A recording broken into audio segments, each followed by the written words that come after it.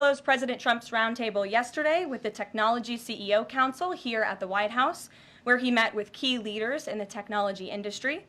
And last night, President Trump also held an official swearing-in ceremony in the Oval Office for Sean Curran, who is now the 28th Director of the United States Secret Service.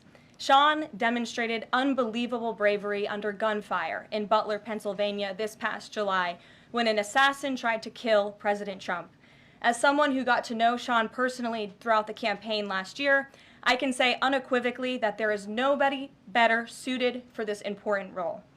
And following the confirmation of Labor Secretary Lori Chavez DeRomer last night, the Senate has now confirmed 21 of President Trump's well-qualified cabinet-level nominees, far outpacing the previous administration. And looking ahead, tomorrow, the president will welcome the Taoiseach Micheál Martin of Ireland for the annual White House Shamrock ceremony. And Thursday, President Trump will welcome the NATO Secretary General for a working meeting and lunch. On the economy, February's jobs report was good news for America, particularly our manufacturing sector. The manufacturing sector gained 10,000 new jobs in just 1 month under President Trump. This rebound was led by the automobile sector, where we saw 9,000 new auto jobs created already. That is the most auto jobs added to the economy in 15 months. This was a complete turnaround from the Biden administration, where we were losing an average of 9,000 manufacturing jobs per month last year. Reuters is out with a report that a number of companies are now looking at expanding their presence or bringing their businesses into America because of President Trump's policies. And just moments ago, before coming out here, I saw another report by Reuters revealing that Merck has opened a $1 billion facility at its North Carolina site. This is just the latest pharmaceutical company to boost its U.S. manufacturing in lieu of President Trump's tariffs. This announcement follows Eli Lilly's plans to invest at least $27 billion to build 4 new manufacturing plants here in the United States. And Pfizer has also said it's considering moving their manufacturing overseas right here to the United States of America. As the president has said over and over again, when we purchase products made in the USA, the profits stay here, the revenue stays here, and most importantly, the jobs stay here. And despite the globalist mainstream media's attempts to worry consumers, President Trump will not repeat the trend of past American presidents who broke their promises to the American public and smiled while they stuck a knife in the back of American workers and shipped their jobs overseas. Our country has lost more than 5 million jobs in more than 90,000 factories due to devastating globalization over the last 3 decades alone. North Carolina lost 300,000 manufacturing jobs, including 60% of its furniture manufacturing jobs in the years following NAFTA. And in Michigan, globalist policies destroyed 250,000 jobs, including 40% of the auto industry, which again we know is clawing back because of President Trump's action already. These are harrowing statistics that represent countless towns and families who have been completely destroyed. But the America Last globalist era is ending under President Trump.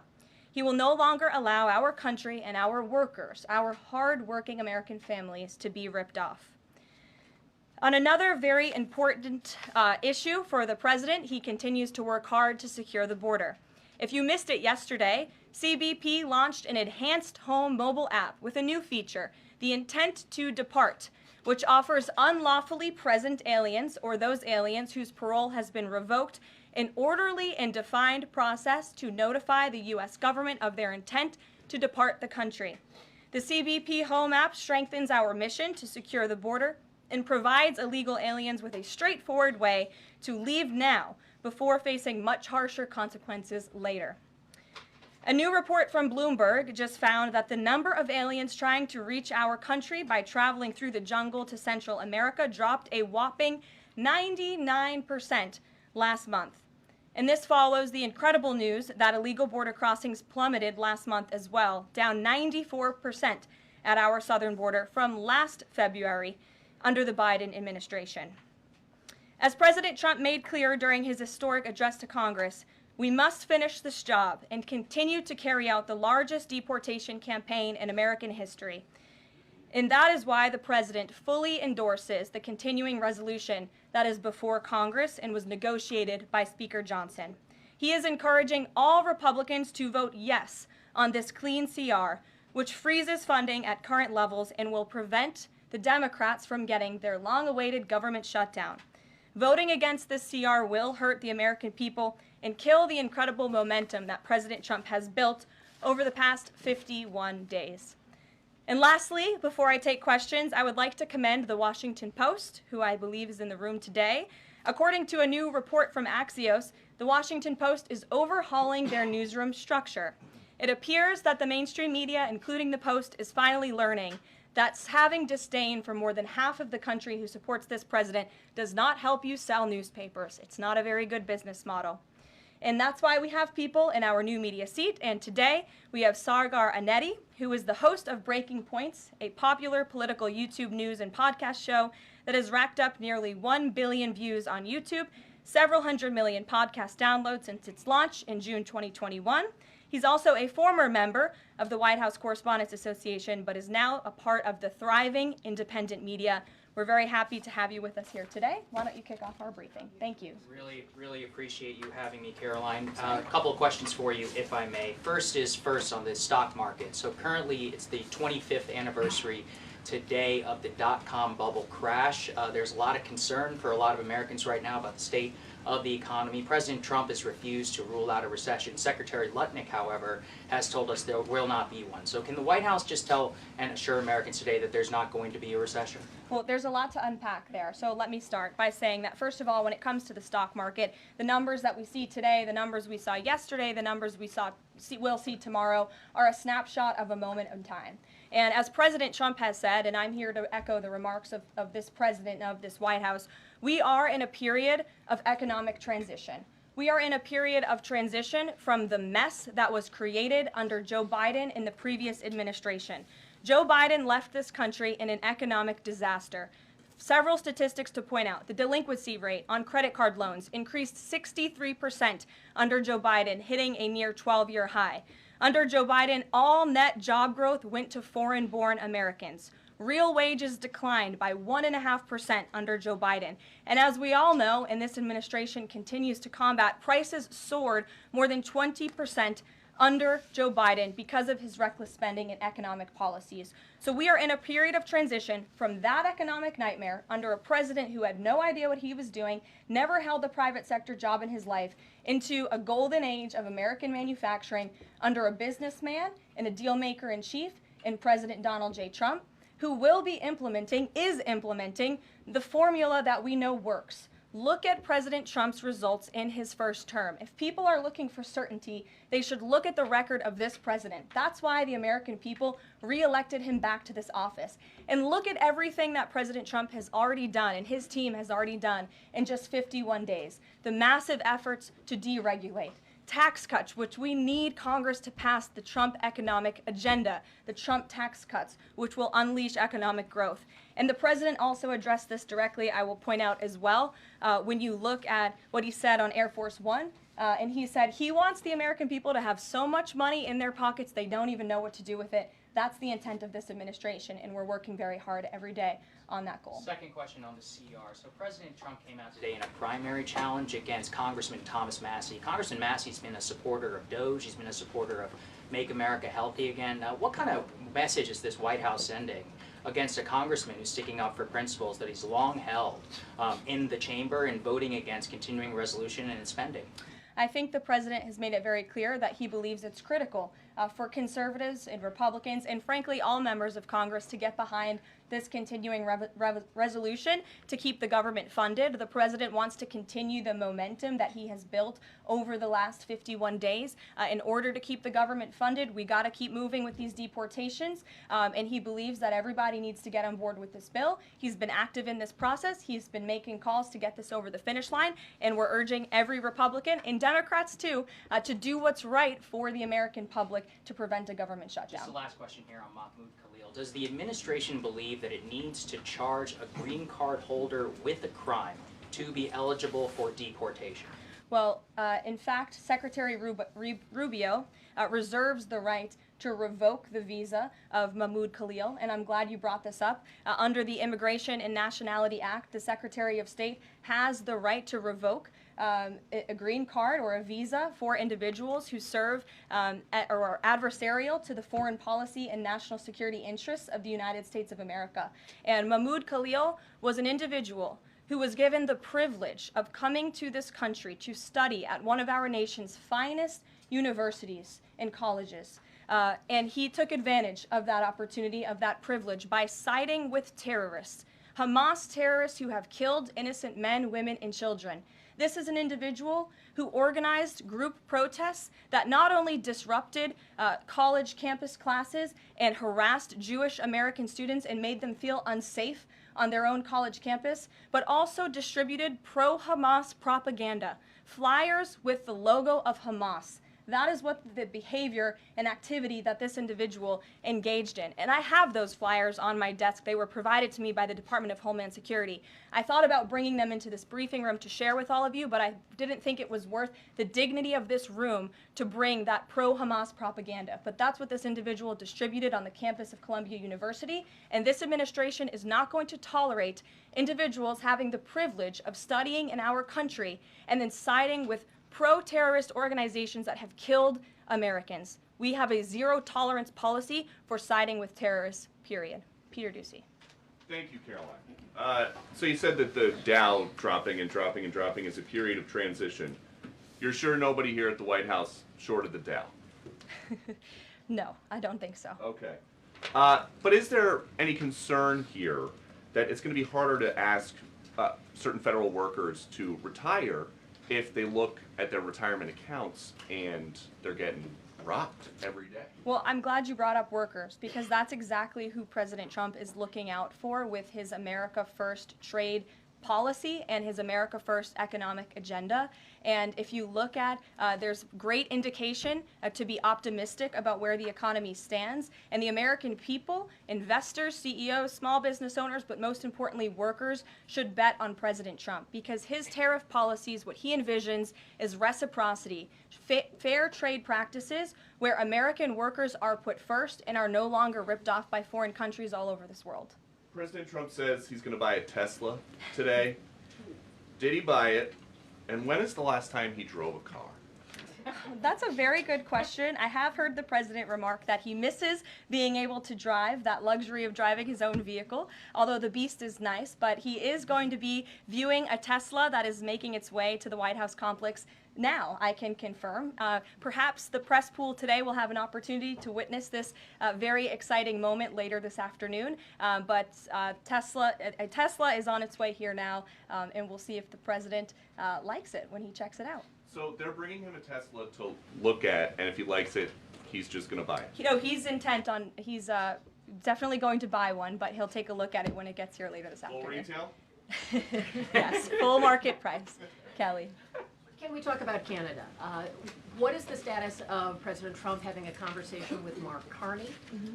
We have seen the president use the term governor to refer to Justin Trudeau. Will that moniker also go to Mr. Carney going forward? And is the decision to increase the tariffs, is that based on a specific economic metric that he looked at? Is it impulse? How would you describe his reaction to candidates? The president has not yet spoken to Mr. Carney, not since I checked, which was just moments ago. But certainly his phone is always open to leaders who wish to speak with him. As for the tariffs, the president made his position on this quite clear with the statement that he put out. And it was a retaliatory statement due to the escalation of rhetoric that we've seen out of Ontario, Canada. The president saw the premier, Doug Ford, make an egregious and insulting comment threatening to shut down electricity for the American people, for hardworking American families. He made that threat. The president saw that and has an obligation and a responsibility to respond accordingly and represent the interests of the American people. So he has made the decision to add a 25% tariff.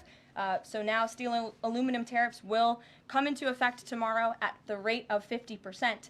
And our steel and aluminum industries have actually applauded these tariffs because, again, they know it's going to grow their industry here. It's going to allow them to export more steel that is made right here in the United States with American workers. Egregious and insulting are your words here, but that's what many Canadian leaders have said about the actions President Trump has taken toward Canada.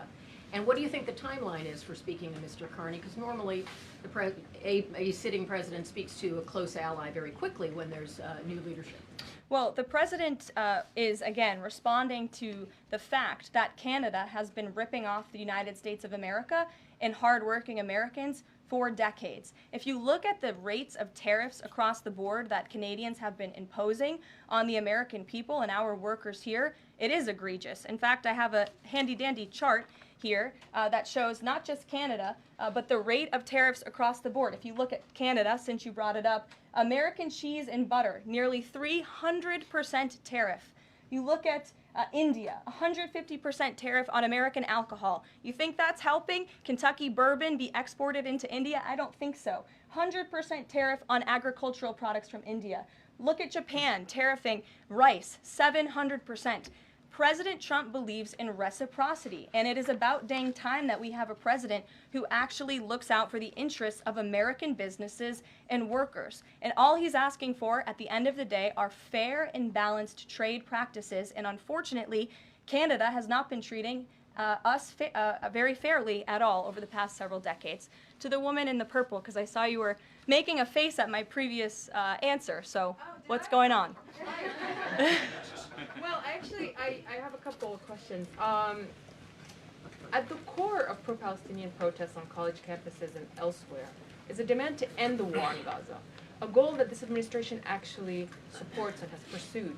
So why has this not been acknowledged or highlighted even? Because these colleges and these protests have again put out Hamas propaganda. The flyers that have been distributed call for violence. The flyers that have been distributed have the logo of an organization that has held Americans hostage, that murdered innocent babies, that murdered men, women, and children. They are a designated foreign terrorist organization, and we are not going to tolerate non-citizens, foreigners who come here on a visa engaging in such behavior, siding with terrorists. And the Secretary of State reserves the authority to revoke the green card or the visa of an individual who serves as an actually it says right here, reasonable grounds to believe that the alien's presence or activities in the United States would have potentially serious adverse foreign policy consequences to the United States. And I think siding with Hamas makes that quite clear. Secretary Rubio exercised that authority, and we fully believe that we are going to move forward with more arrests, as President Trump previewed in his statement yesterday. Ed. Yeah, thanks. Go ahead. Caroline. So are there conversations between the administration and the Canadians going on over this tariff? Because the Ontario Premier says the next step is to cut off electricity to the U.S. And the president put out a statement after seeing those comments and said that it would be there would be grave consequences imposed on Canada if they think about shutting off electricity for the United States of America and our citizens. And the president is also determined to ensure that we are depending on American electricity, not the electricity production of foreign nations, including our allies in Canada. As for conversations, there is continued correspondence between the president's team, particularly Secretary Lutnick, and the Canadians as well. And in the market reaction, how do you sell to the American people then, after they're looking at what's happening in the markets this week, and say that the tariff policy long term is something good? Well, just think about what the tariff policy long-term will do for our country. I think many of us probably grew up in small towns. I know at least I did, and the main street in my small town looks a heck of a lot worse than it probably did decades ago before I was alive. At least my parents and grandparents tell me so. And I know many Americans feel that same way. What the president envisions for this country is for the United States of America to be a manufacturing superpower, where there are American factories and businesses owned by Americans, producing goods that we are exporting to the rest of the world. Those revenues will stay here. It will increase wages for people here in our great country. It will ensure our national security, and it will boost the morale of the American people to have thriving industries again. Think about Detroit, Michigan. Think about North Carolina, as I mentioned, that used to have a thriving furniture industry that no longer exists because of the globalist trade policies of previous and past administrations. And the American people gave the president president a tremendous opportunity to restore American greatness and restore our manufacturing dominance, and he's intent on doing just that. John. Thanks, Caroline.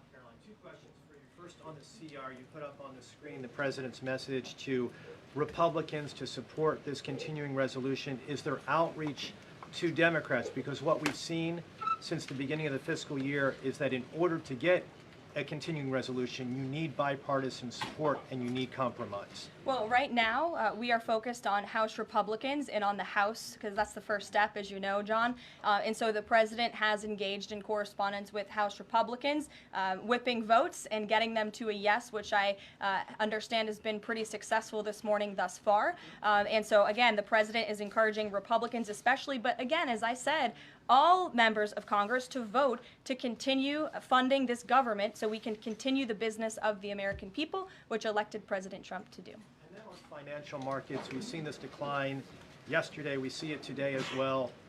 It seems that the read on the president's policies is one in which they do not have confidence in his trade tariffs policy. They do not have confidence in what the president said to Fox News over the weekend, that he didn't rule out the idea of a recession. What is your read in terms of the decline that we've seen over the last week and a half in financial markets? Well, I think there's actually a lot of reason to be confident, and many people do feel confident. Just look at the nearly $2 trillion in private investment that this president has secured. Look at the comments made by the CEO of Apple, one of the biggest companies in this world, who said that he is bullish on the future of American innovation under the leadership of President Trump. Look at CEO confidence. According to the Conference Board measure of CEO confidence, in Q1 2025, under the leadership of this president, it jumped to its highest level in 3 years, from cautious optimism to confident optimism. If you, again, look at the $2 trillion in investments from some of the biggest companies in the world. Look at the jobs report last Friday, as I also cited in my opening remarks. Fox Business reported that Trump sees a manufacturing boom in first full jobs report of his second term. Look at the auto jobs that have already poured back into America. We added 9,000 new auto jobs. Those are sticky jobs. Those are good paying jobs. That's 9,000 American families who will now be able to live the American dream because of the policies of this administration. You also look at small business optimism. The NFIB put out a report this morning. Small business optimism continues to be far higher than it ever was under the previous administration. There's a lot of reason to be optimistic. And again, the American people, CEOs and people on Wall Street and on Main Street should bet on this president. He is a deal maker, he is a businessman, and he's doing what's right for our country. He wants to restore wealth to the United States of America. Michael, good to see you. Hey, Caroline, thank you. Two questions, if I may. Will the administration be providing any relief to states affected by the Ontario power tariff? Well, the president has made it very clear that Canada would be very wise not to shut off electricity for the American people, and we hope that that does not happen. As for what would happen if that does take place, I'll leave it to the president to make those decisions. And does President Trump share the Justice Department's concern over rising egg prices and possible collusion of big egg?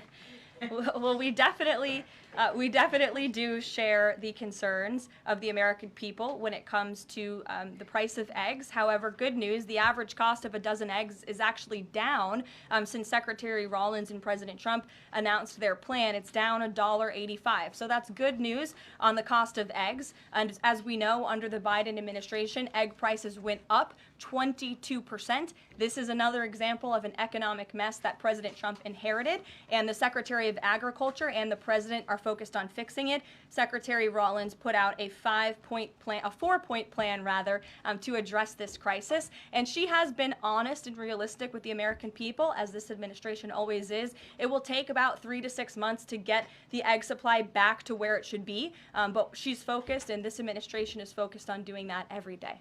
Karen. Thanks, Caroline. Just back on the markets, you said that what we're seeing this week right now on Wall Street is a snapshot of a moment in time. But does the president think he bears any responsibility for the turmoil in the stock market this week? Look, the president is unwavering in his commitment to restore American manufacturing and global dominance, and I think he doubled down on that this morning with his new statement and the tariffs that will be implemented tomorrow on steel and aluminum.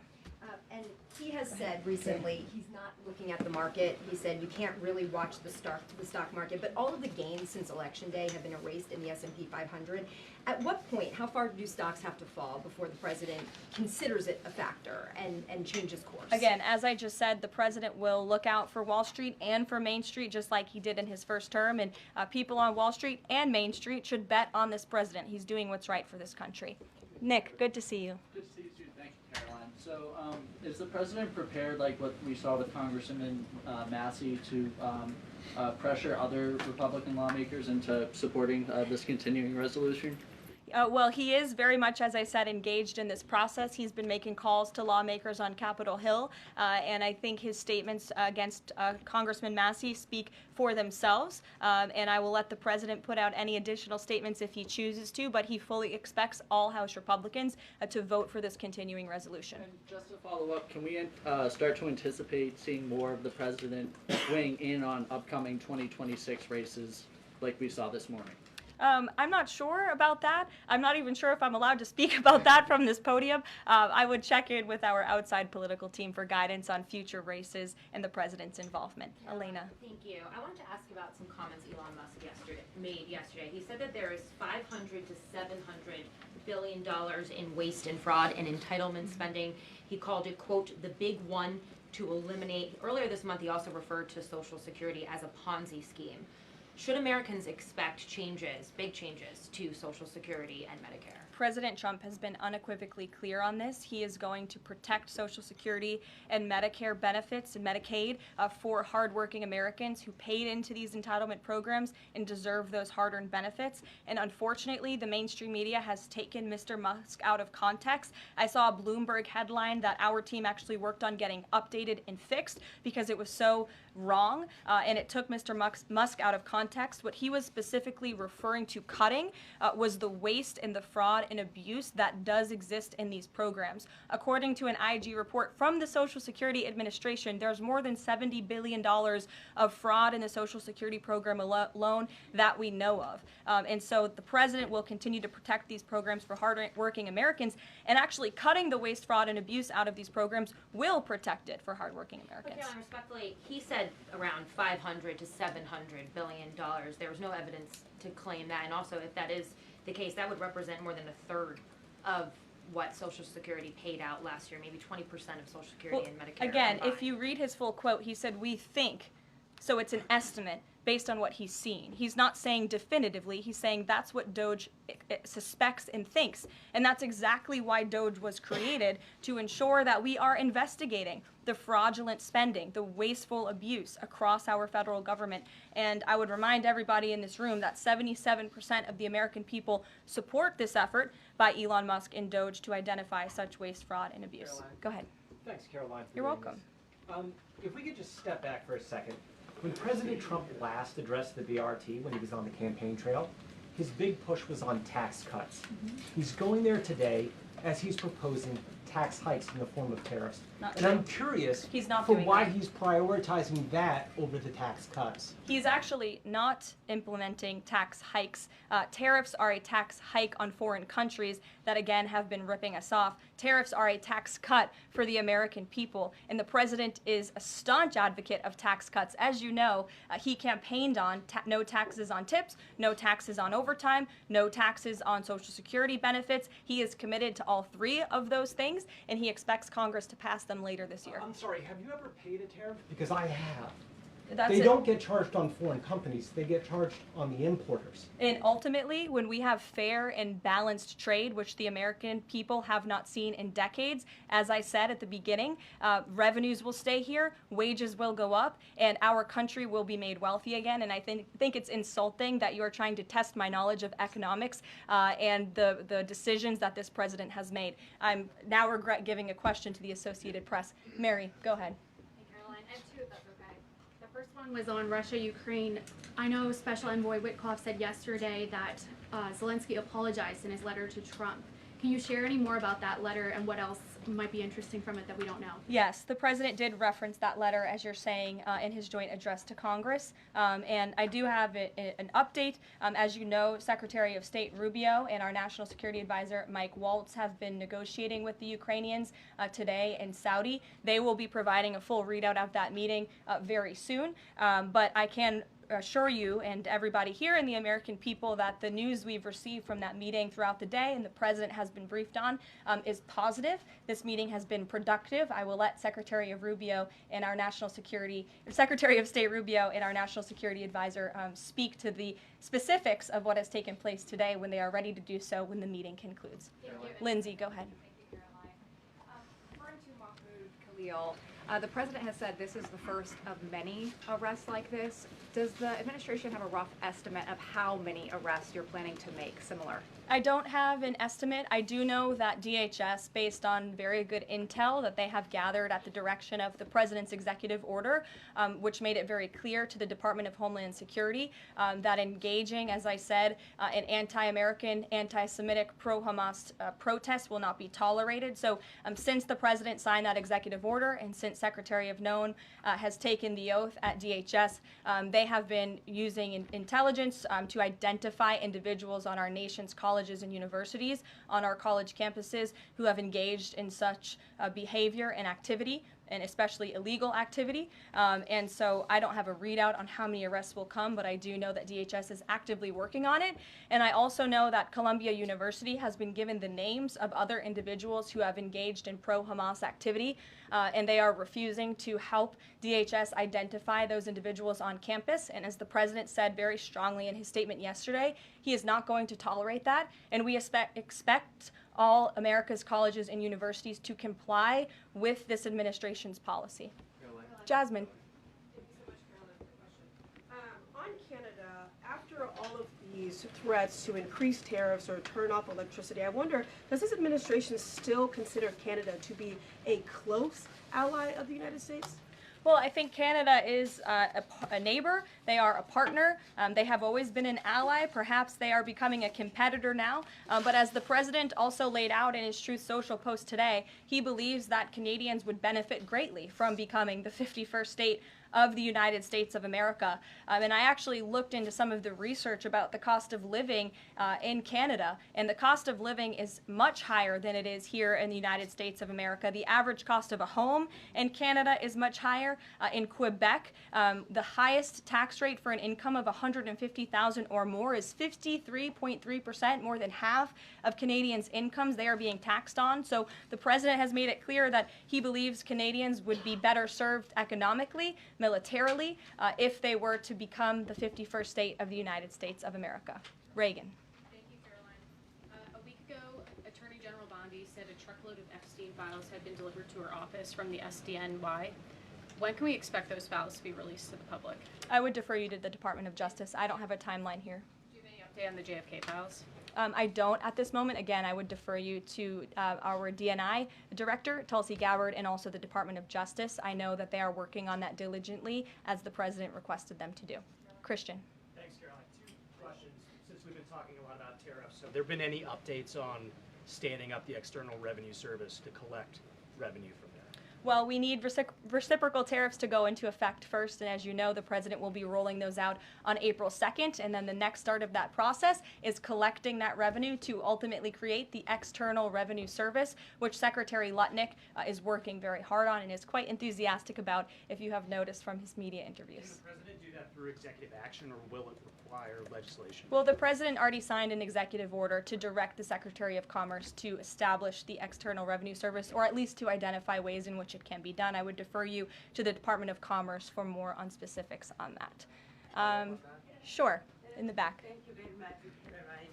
I have a few questions on South Korea and North Korea. First question, as you know, South Korean President Yoon has been released from illegal detention. What is the reaction of the United States as an ally? Is there a possibility of a summit with President Trump when President Yoon returns? Second question on North Korea. North Korea launched the several ballistic missiles into the West Coast yesterday. What is the White House's reaction on this? Sure. Yes, I'll start with your question on North Korea. We condemn these actions and we call on North Korea to stop their unlawful and destabilizing actions. As for South Korea, the U.S. and Republic of Korea's alliance is ironclad, and the Trump administration remains in close contact with our South Korean counterparts as we work together to promote a free and open Indo-Pacific. Sure.